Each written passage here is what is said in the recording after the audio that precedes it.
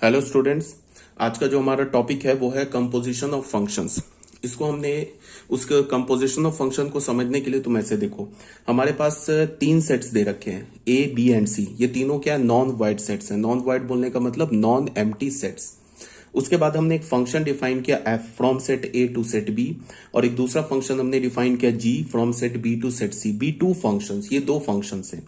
अब यहाँ पे देखो, समझने वाली बात क्या है कि जो हमारा एफ फंक्शन है ना वो सेट ए से सेट बी में है, और जी फंक्शन जो है वो सेट बी से सेट सी में है। तो एफ फंक्शन का कोडोमेन जो है वो जी फंक्शन का डोमेन है। तो अगर एफ फंक्शन का कोडोमेन जी फंक्शन का डोमेन है तो यहां से हमें क्या पता चला कि जो एफ फंक्शन का जो रेंज होगा ना, रेंज, वो जी फंक्शन के डोमेन का सबसेट होगा। ठीक है, क्यों होगा? बिकॉज एफ फंक्शन का जो भी रेंज होगा वो बी सेट में मिलेगा। ठीक है, और बी जो है हमारा क्या है, जी फंक्शन का डोमेन है, तो एफ फंक्शन का रेंज क्या हो जाएगा, जी फंक्शन के डोमेन का सबसेट। ठीक है, ये बात आ गई समझ में। अब यहाँ पे हमने क्या बोला कि लेट एक्स बिलोंग्स टू ए। हमने क्या बोला कि एक्स जो है हमारा सेट ए का एलिमेंट है। तो अगर एक्स सेट ए का एलिमेंट है तो एफ एक्स जो होगा वो बी सेट का एलिमेंट होगा। एफ एक्स क्या है, एक्स का इमेज है अंडर द फंक्शन एफ। तो जो एफ एक्स होगा वो बी सेट का एलिमेंट होगा। अगेन हमें पता क्या है कि जी फंक्शन जो है वो सेट बी से सेट सी में है। तो ये जो एफ एक्स है ये तो जो हमारा बी सेट का एलिमेंट है, तो इस पर हम क्या कर सकते हैं, फिर जी फंक्शन अप्लाई कर सकते हैं। ठीक है, बिकॉज ये तो एफ एक्स जो है वो जी फंक्शन के डोमेन का एलिमेंट है, तो इस पे हमने जी फंक्शन अप्लाई किया। तो जी ऑफ एफ एक्स जो होगा, ये एफ एक्स क्या है, जी फंक्शन के डोमेन का एलिमेंट है, तो जी ऑफ एफ एक्स जो होगा वो क्या होगा, वो सेट सी का एलिमेंट होगा। ठीक है, तो यहां से हमें क्या पता चला कि 10 for each x belongs to A. अगर हमने कोई भी एक्स एलिमेंट लिया सेट ए का, there exist a unique element g of f x belongs to set C. अगर हमने कोई भी एलिमेंट लिया सेट ए का, तो सेट ए के क्रॉसपॉन्डिंग एक यूनिक एलिमेंट, सेट ए के क्रॉसपॉन्डिंग, सेट ए का हमने एलिमेंट ले लिया एक्स, तो एक्स के क्रॉसपॉन्डिंग एक यूनिक एलिमेंट एग्जिस्ट कर रहा है जी ऑफ एफ एक्स। किस सेट का, सी सेट का। तो देखो हम लोग पहले कैसे गए, पहले सेट ए से सेट बी में गए अंडर द फंक्शन एफ, फिर सेट बी से सेट सी में गए अंडर द फंक्शन जी। कैसे गए, हमने कोई भी रैंडम एलिमेंट सेट ए का उठाया, उस पर हमने एफ फंक्शन अप्लाई किया, तो जो एफ ऑफ एक्स मिला वो किसका मिला, सेट बी का एलिमेंट मिला। फिर ये एफ ऑफ एक्स जो सेट बी का एलिमेंट है, फिर हमें पता है कि जी फंक्शन है from set B to set C, तो फिर हमने एफ एक्स पर जी फंक्शन अप्लाई किया, तो जी ऑफ एफ एक्स जो मिला हमें वो सी सेट का एलिमेंट मिला। तो हम क्या कर सकते हैं, इस दो फंक्शन को हटा के एक हम डायरेक्ट फंक्शन भी बोल सकते हैं from set A to set C, because set A के का हर एक एलिमेंट एक्स क्या होगा, एसोसिएट होगा from set C, set C के एलिमेंट से under the function f then g. पहले एफ से होगा फिर जी से होगा। तो यहां हम लोग क्या बोल सकते हैं कि हम एक नया फंक्शन डिफाइन कर सकते हैं, जी सर्कल एफ, या इसे बोलो जी कंपोजिशन एफ। एक हमने नया फंक्शन डिफाइन कर दिया, जी सर्कल एफ या g composition f from set A to set C. Set A क्या है, एफ फंक्शन का डोमेन है, और ये सेट सी क्या है, जी फंक्शन का कोडोमेन है। एक हमने नया फंक्शन डिफाइन कर दिया। देखो ये जो जी सर्कल एफ लिखा है ना, या जी कंपोजिशन एफ लिखा है, ये देखने में उल्टा है। ये लग रहा है ना कि पहले जी है उसके बाद एफ है, लेकिन यहाँ उल्टा है। इसमें क्या होगा कि जी सर्कल एफ जो होगा उसमें पहले एफ फंक्शन आएगा। मतलब क्या करेंगे कि पहले हम एक्स एलिमेंट को एफ फंक्शन से बी सेट में, बी सेट के एलिमेंट से एसोसिएट करेंगे। फिर ये जो बी सेट का एलिमेंट है एफ एक्स है, इसको जी फंक्शन से सी सेट के एलिमेंट से एसोसिएट करेंगे। तो ये हमारा क्या फंक्शन हो गया, from set A to set C, इसे हम क्या बोलेंगे, जी सर्कल एफ। ठीक है, तो इसको छोटी सी बात क्या है कि अभी आगे देखते हैं। तो अगर मान लो कि इसको डेफिनेशन में हम डिफाइन करेंगे, तो डिफाइन कैसे हुआ, हमारे पास एक एफ फंक्शन है from set A to set B, एक जी फंक्शन है from B to C. B two functions, ये दो फंक्शंस दे रखे हैं। Then a function ji circle F, ये जो जी सर्कल एफ होगा ये एफ फंक्शन के डोमेन से जी फंक्शन के को डोमेन में होगा। एफ फंक्शन का डोमेन है ए और जी फंक्शन का को डोमेन है सी। तो जी सर्कल एफ जो होगा ये फ्रॉम ए टू सी होगा, डिफाइंड बाई। इसे हम डिफाइन कैसे करेंगे, ऐसे हमने लिखा जी सर्कल एफ एक्स, इसको हम क्या बोलेंगे, जी ऑफ एफ एक्स। इसे हम बोलेंगे g of f x for all x belongs to A. जितने भी एक्स होंगे ना बिलोंग्स टू ए सेट के जितने भी एलिमेंट्स होंगे उन सब के लिए हमने क्या डिफाइन किया, जी circle f x, g of f x. ठीक है, इसमें नोट करने वाली बात क्या है कि नोट में ये देखो, g circle f is defined only if for each x belongs to A f x is an element of domain of G.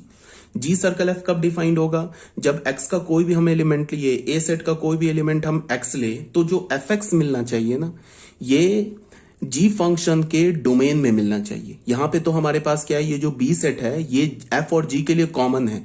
F का ये को डोमेन है और जी का डोमेन है, तो ऑब्वियस ही बात है कि अगर हम एक्स पे एफ फंक्शन अप्लाई करेंगे तो जो एफ एक्स मिलेगा वो जी फंक्शन के डोमेन का ही एलिमेंट मिलेगा। बट आगे क्या हो सकता है कि हम 3 सेट की जगह 4 सेट ले लें, उसमें क्या कंडीशन होगा अभी हम आगे उसे डील करेंगे। तो हमने क्या बोला कि g circle f is defined only if, g circle f कब डिफाइंड होगा? If for each x belongs to A, x A set का हमने कोई भी एलिमेंट, ए सेट का हमने कोई भी एलिमेंट एक्स ले लिया, F x is an element of domain of G. F X जो होना चाहिए वो जी फंक्शन के डोमेन का एलिमेंट होना चाहिए, so that we can take its G image. अगर मान लो कि एफ एक्स जी फंक्शन के डोमेन का एलिमेंट ही नहीं होगा तो फिर हम एफ एक्स पर जी इमेज नहीं ले सकते, मीन्स एफ एक्स पर जी फंक्शन अप्लाई नहीं कर सकते। तो एफ एक्स को क्या होना होगा? जी फंक्शन के डोमेन का सबसेट होना होगा, या फिर ऐसे बोलो कि एफ एक्स को जी फंक्शन के डोमेन का एलिमेंट होना होगा। ठीक है, तो यहां पे अब देखो क्या है कि अब हमने 4 सेट ले लिया, A B C and D. अब यहां पे हमने एक फंक्शन फिर डिफाइन किया, जी सर्कल एफ फंक्शन डिफाइन किया। तो यहां पे सबसे पहली बात क्या है कि सपोज दैट तुम ऐसे सोचो कि हमने कोई भी रैंडम एलिमेंट एक्स ले लिया। ठीक है, रैंडम एलिमेंट हमने एक्स ले लिया, एक्स पर एफ फंक्शन अप्लाई किया तो हमें क्या मिलेगा? एफ एक्स मिलेगा। यहां पे हमने लिया, एक सेट लिया f from set A to set B, और एक हमने फंक्शन लिया g from set C to set D. अब तुम ऐसे देखो कि हमने एफ सेट ए से कोई भी एक रैंडम एलिमेंट एक्स ले लिया, उस एक्स पर हमने एफ फंक्शन अप्लाई किया तो हमें क्या मिलेगा? F x. ठीक है, अब यहां पे क्या है कि सेट बी और सेट सी डिफरेंट है, इसका मतलब कि एफ फंक्शन का को डोमेन और जी फंक्शन का जो डोमेन है वो 2 डिफरेंट सेट है। सपोज डेट ऐसा हो जाए कि बी सेट और सी सेट में कोई इंटरसेक्शन ना हो, बी सेट और सी सेट में कोई इंटरसेक्शन ना हो, या फिर तुम ऐसे देखो कि बी सेट एफ फंक्शन का जो रेंज हो ना वो जी फंक्शन के डोमेन का सबसेट ना हो, एफ फंक्शन का जो रेंज हो वो जी फंक्शन के डोमेन का सबसेट ना हो, तो फिर क्या प्रॉब्लम क्रिएट हो जाएगी? फिर क्या प्रॉब्लम होगी कि हमने एक्स फंक्शन पे, अगर एक्स एलिमेंट पर अगर हमने एफ फंक्शन अप्लाई किया तो एफ एक्स मिल जाएगा। अगर वो एफ एक्स जी फंक्शन के डोमेन का एलिमेंट नहीं है तो फिर तुम क्या कर सकते हो कि उस जी फंक्शन एफ एक्स पर जी फंक्शन अप्लाई नहीं कर सकते हो। और अगर तुमने एफ एक्स पर जी फंक्शन अप्लाई नहीं किया तो फिर क्या होगा? जी सर्कल एफ डिफाइन नहीं होगा, बिकॉज जी सर्कल एफ का हमारा डोमेन क्या है? जी सर्कल एफ का डोमेन तो है जो एफ फंक्शन का डोमेन है। ठीक है, इसका मतलब क्या होगा कि एफ फंक्शन के डोमेन के हर एक एलिमेंट का इमेज मिलना चाहिए under the function ji circle F. But अगर मान लो तुमने एफ फंक्शन के डोमेन का कोई एक एलिमेंट एक्स उठा लिया, उस पर तुमने एफ फंक्शन अप्लाई किया तो हमें क्या मिल गया? एफ एक्स मिल गया। अब अगर वो एफ एक्स जी फंक्शन के डोमेन में नहीं मिला तो फिर तुम एफ एक्स को क्या कर सकते हो? एफ एक्स पर फिर तुम जी फंक्शन अप्लाई नहीं कर सकते हो। इसका क्या मतलब होगा कि फिर एक्स एलिमेंट का इमेज नहीं मिलेगा under the function ji circle f, तो फिर जी सर्कल एफ डिफाइन नहीं होगा।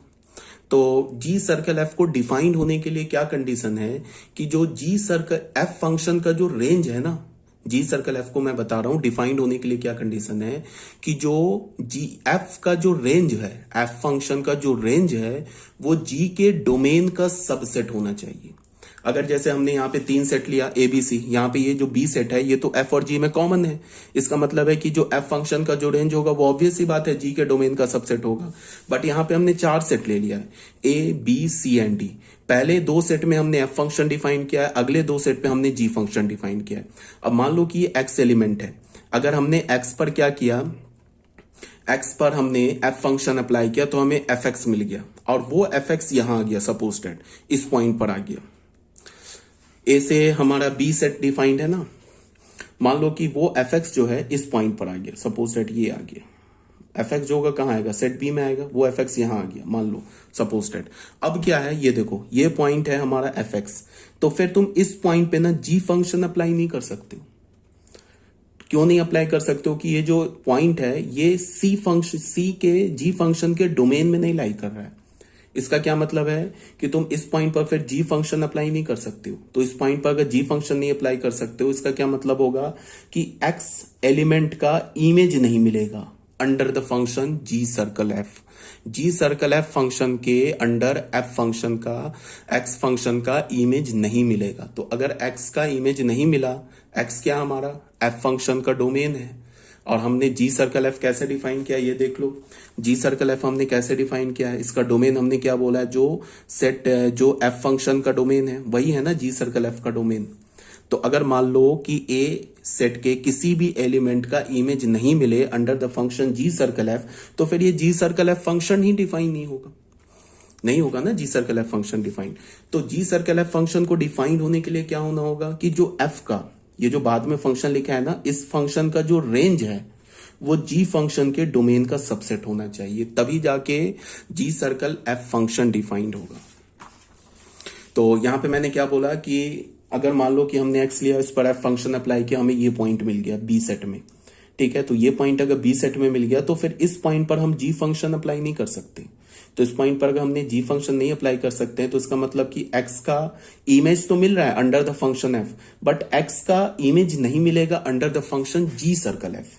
जी सर्कल एफ पे इमेज नहीं मिलेगा। क्यों नहीं मिलेगा? बिकॉज इस पॉइंट पर फिर हम जी फंक्शन अप्लाई नहीं कर सकते। क्यों नहीं कर सकते? बिकॉज ये जो पॉइंट है ना, ये जी के डोमेन से बाहर है। अगर हम जी जो अप्लाई करेंगे, जी फंक्शन अप्लाई करेंगे, उसी पॉइंट पर करेंगे ना जो जी का डोमेन हो। जी के डोमेन के बाहर के एलिमेंट पे तो हम जी फंक्शन नहीं अप्लाई कर सकते। ये पॉइंट तो क्या हमारा जी के डोमेन से बाहर है। हाँ, अब अगर मान लो एफ फंक्शन का रेंज जी फंक्शन के डोमेन का सबसेट है, जैसे ये वाला जो है ना, मैंने जो पोर्शन लिया, देखो ये जो पोर्शन लिया है, ये जो पोर्शन है ये क्या है, कॉमन है बी और सी सेट में, और इसी को हमने रेंज बोल दिया एफ फंक्शन का। ये हमारा एफ फंक्शन का रेंज है।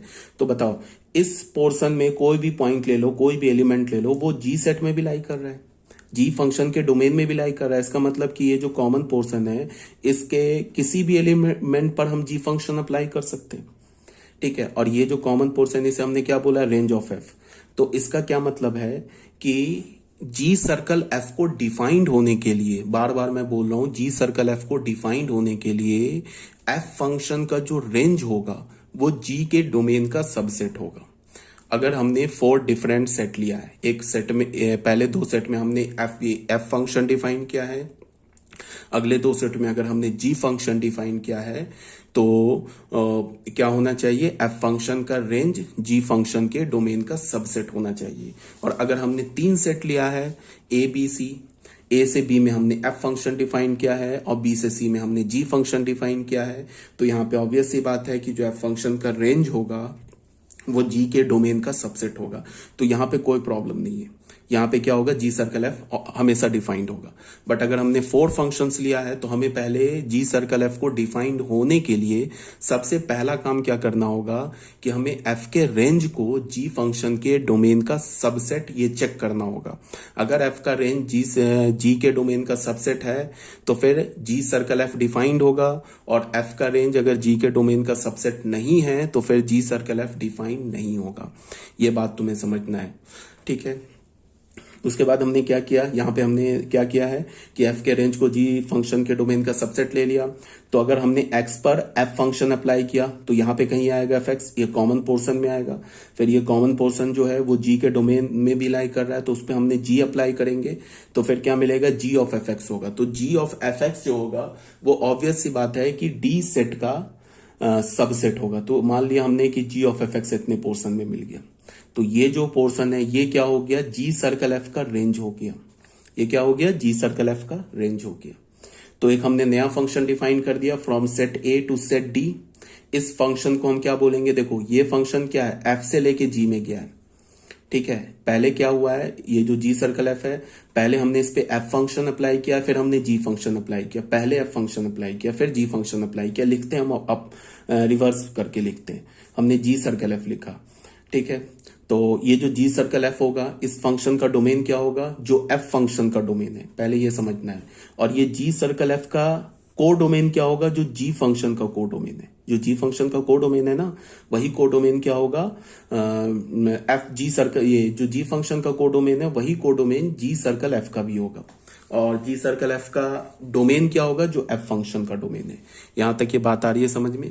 अब क्या है कि सेम काम तुम जी सर्कल एफ की जगह एफ सर्कल जी में भी ले सकते हो, सेम एग्जैक्टली सेम होगा। अगर मैंने यहां पे बोला, ऐसे बोला, इसको देखो, अगर मैंने बोला कि एक हमारे पास एफ फंक्शन है ए से बी में है, और एक हमने ले लिया जी फंक्शन ले लिया, मान लो सी से डी में ले लिया, तो हम क्या लिख सकते हैं, for g circle f to be defined.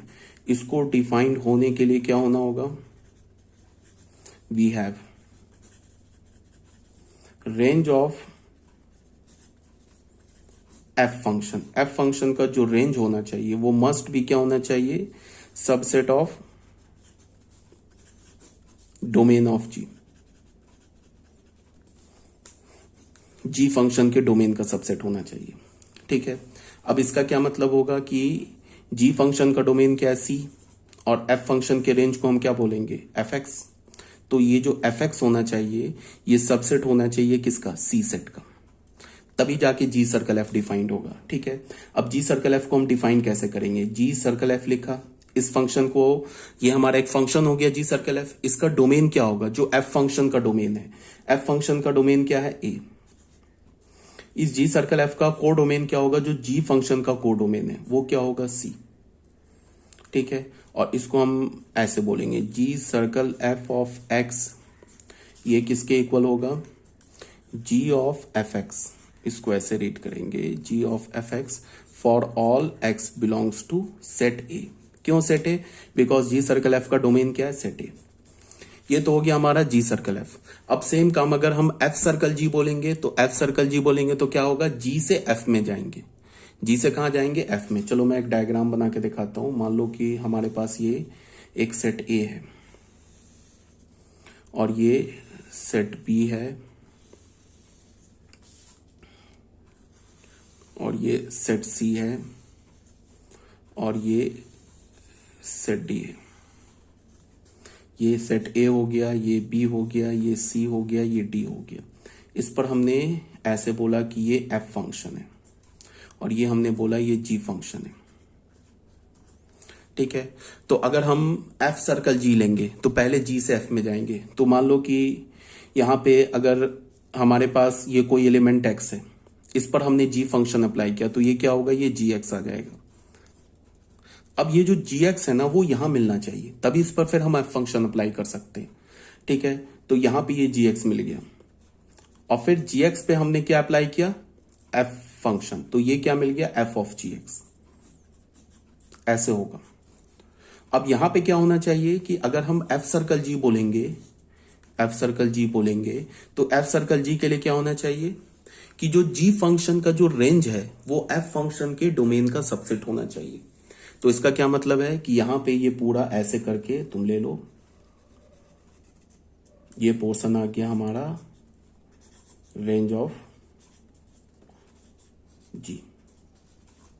ये जो मैंने लिया ना ऐसे सर्कल, यहां पे जो मैंने ये पोर्शन लिया, इस पोर्शन में क्या होना चाहिए, जी एक्स मिलना चाहिए, ये रेंज होना चाहिए जी फंक्शन का। यहां पे हमने एक्स पे पहले जी एक्स अप्लाई किया, अब जो हमारा फंक्शन होगा वो जो जी फंक्शन होगा वो कैसे होगा, जी के डोमेन से, जी के डोमेन से एफ फंक्शन के को डोमेन में, ठीक है। तो जी का डोमेन ये हो गया डी और एफ फंक्शन का को डोमेन क्या हो गया, बी। तो ये जो हमारा एफ सर्कल जी फंक्शन होगा वो डी, जी के डोमेन से एफ के को डोमेन में बी, ऐसे डिफाइंड होगा। इसको हम क्या लिख सकते हैं, एफ सर्कल जी एक्स, ये क्या होगा, f of g x for all x belongs to set D. अब ये क्या डिफाइंड होगा, f circle g is defined only when, क्या होना चाहिए, range of g function. G function का रेंज क्या होना चाहिए, सबसेट होना चाहिए किसका, डोमेन ऑफ एफ, एफ के डोमेन का सबसेट होना चाहिए। Range of g, range of g को क्या बोलते हैं हम, जी एक्स बोलते हैं। ये क्या होना चाहिए, सबसेट होना चाहिए डोमेन ऑफ एफ, एफ का क्या डोमेन है, सेट ए का, तब जाके ये डिफाइंड होगा। अगर हम तीन सेट की बात करेंगे, मान लो हमने ऐसे बात किया, अगर ऐसे बात कर लिया, तीन सेट पे ले लिया,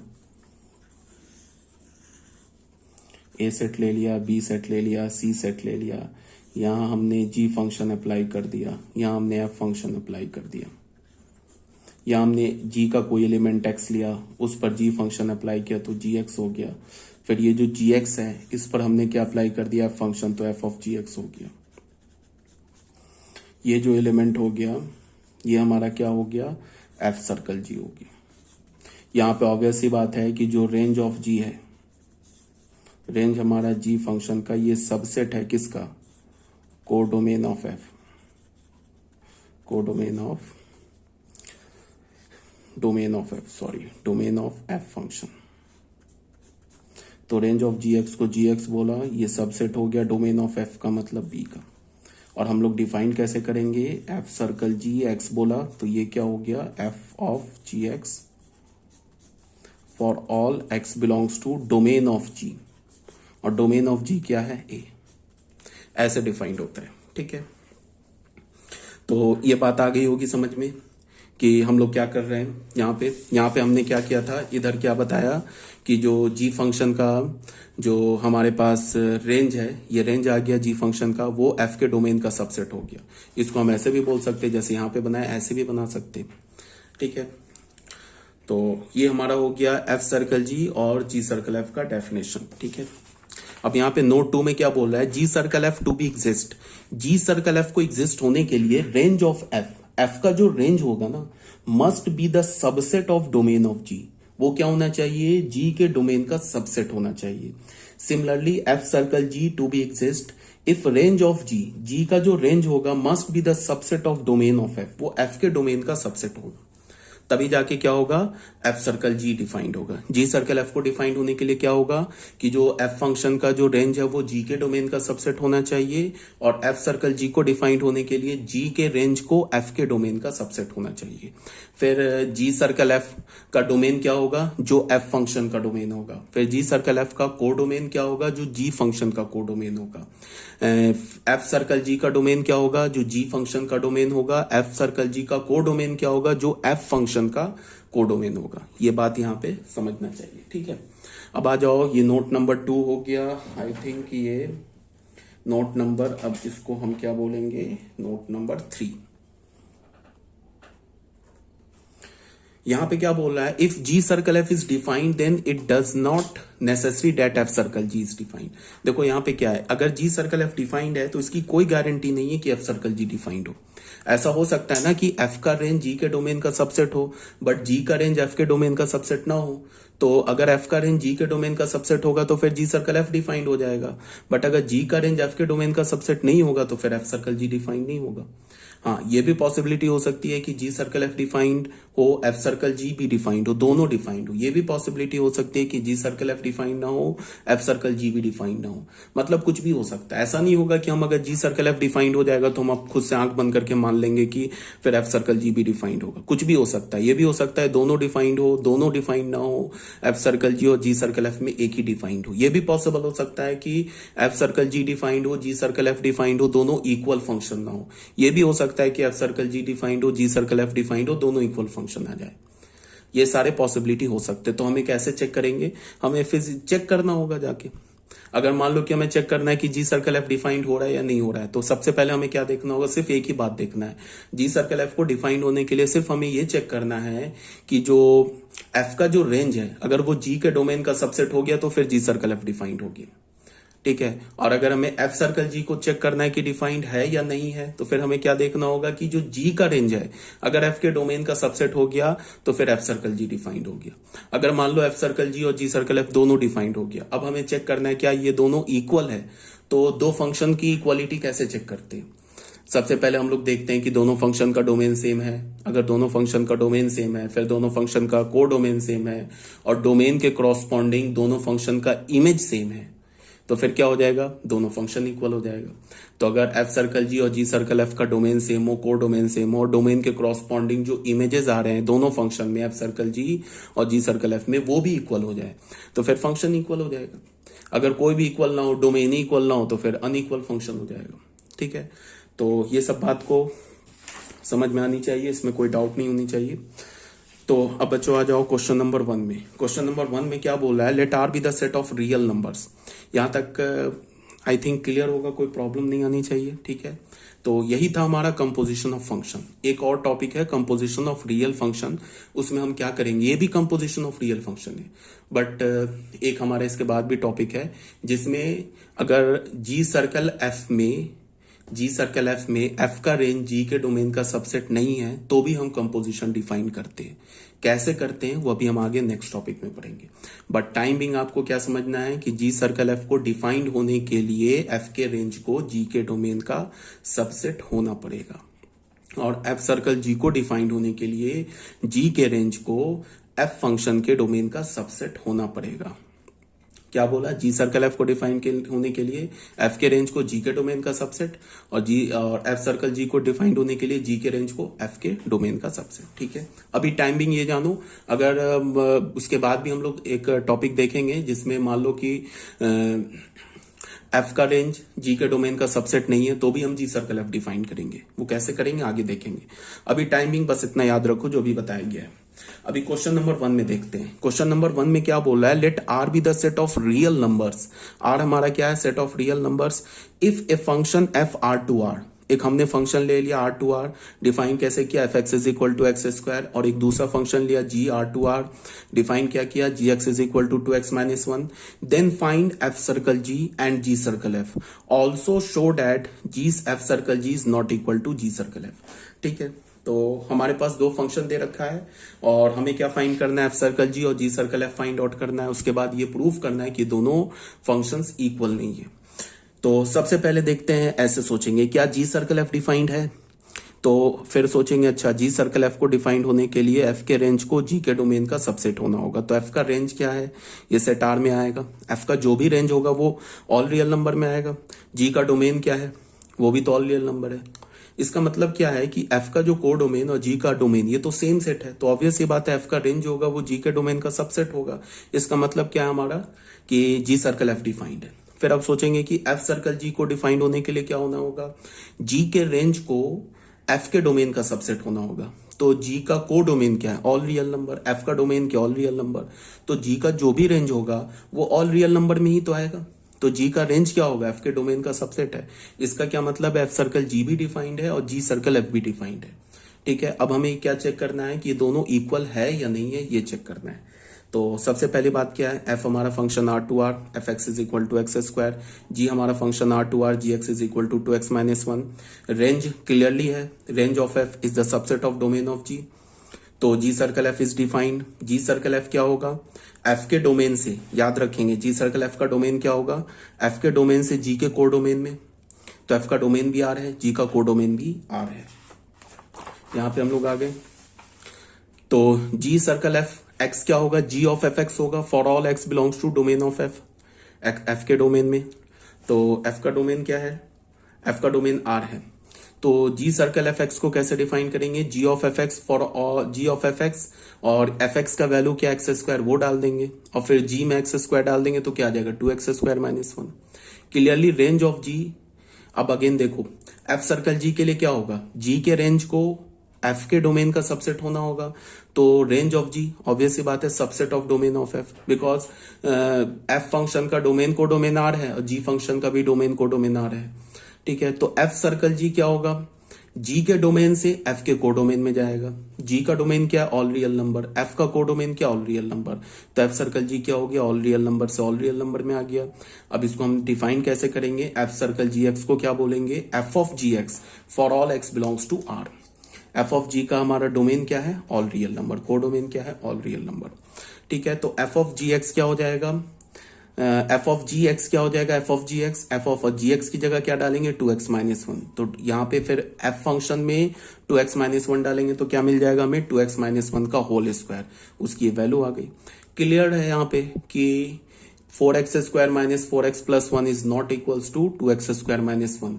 तो देखो फंक्शन जी सर्कल एफ और F function F circle G, इसका डोमेन को डोमेन तो सेम आ गया, बट डोमेन के कॉरस्पॉन्डिंग एफ और जी का इमेज सेम नहीं आएगा। क्यों नहीं आएगा, बिकॉज जो हमारा जी सर्कल एफ है वो इस फॉर्मूले से डिफाइंड हो रहा है और एफ सर्कल जी जो है वो इस फॉर्मूले से डिफाइंड हो रहा है।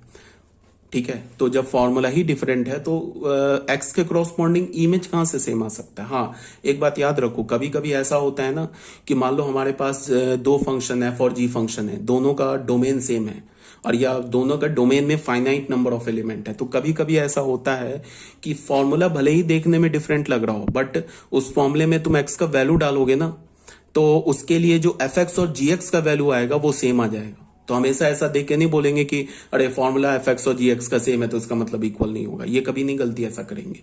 हाँ, इनफाइनाइट सेट में हमेशा डिफरेंट होगा, मतलब कि अगर एफ और जी के डोमेन जो है वो इनफाइनाइट सेट है, और अगर एफ और जी का फॉर्मूला डिफरेंट है, तब कभी वो डोमेन के क्या बोलता हूं, एक एलिमेंट के डोमेन के एलिमेंट के क्रॉसबॉन्डिंग उसका एफ एक्स और जी एक्स इक्वल सारे एलिमेंट के लिए नहीं आएगा। समझ रहे हो बात को।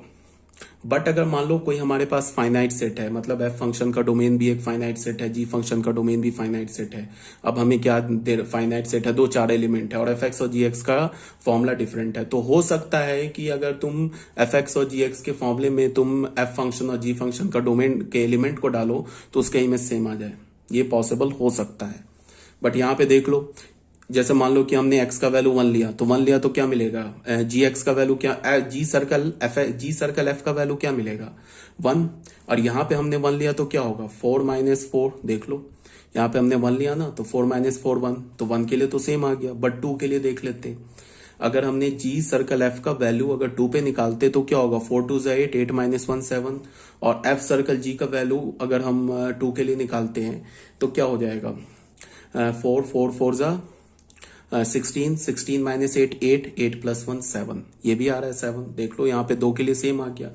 अब बट अगर तुम 0 के लिए निकालो, जी सर्कल एफ का वैल्यू तुम निकालो 0 के लिए, तो वो क्या आएगा -1, और एफ सर्कल जी का वैल्यू निकालो एक्स इज इक्वल टू 0 पे, तो हमें क्या आएगा 0 0 1, तो 0 के लिए डिफरेंट आ गया ना, तो 0 के लिए डिफरेंट आ गया, इसका क्या मतलब हो गया कि एफ सर्कल जी और जी सर्कल एफ इक्वल नहीं है।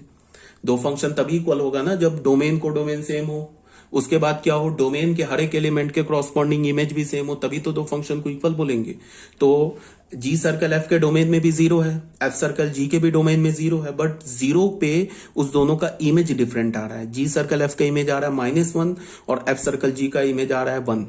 अच्छा, अब एक बात और, अगर मान लो सपोज दैट मैं जी सर्कल एफ का डोमेन को मैं बोल देता 1,2 और एफ सर्कल के भी डोमेन को मैं बोल देता 1,2, तो फिर देखो फिर क्या होता है, जी सर्कल एफ और एफ सर्कल जी इक्वल हो जाता।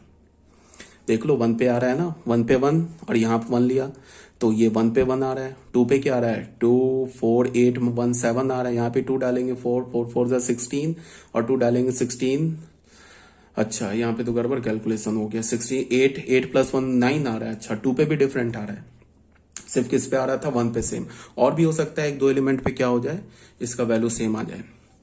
तो मान लो ही, चलो हमने डोमेन ही को ले लिया, डोमेन तो एक सिंगल एलिमेंट भी हो सकता है ना, डोमेन को मान लो हमने 1 ले लिया, तो डोमेन को 1 ले लिया, तो डोमेन को 1 ले लिया तो फिर क्या हो जाएगा, जी सर्कल एफ और एफ सर्कल जी क्या हो जाएगा, इक्वल हो जाएगा, बिकॉज 1 पर क्या हो रहा है, 1 पर इसका इमेज सेम आ रहा है। तो कहने का क्या मतलब है, कहने का ये मतलब है कि सिर्फ फॉर्मूला देख के ना हम ऐसा नहीं बोलेंगे कि फॉर्मूला अगर डिफरेंट है, डोमेन और कोडोमेन सेम है, फॉर्मूला डिफरेंट है, तो आंख बंद करके ये नहीं बोल देंगे कि फंक्शन अनइक्वल होगा। हो सके कि जो डोमेन है ना वो फाइनाइट सेट हो, एफ और जी का डोमेन जो सेम डोमेन है वो फाइनाइट सेट हो, और उस फाइनाइट सेट के लिए भले ही फॉर्मूला डिफरेंट हो, बट उस डिफरेंट फॉर्मूले पे क्या बोलते इमेज सेम आ जाए, ये पॉसिबल हो सकता है, बट यहाँ पे नहीं था। तो जी सर्कल एफ क्या हो गया, एफ सर्कल जी के इक्वल नहीं हुआ। ठीक है।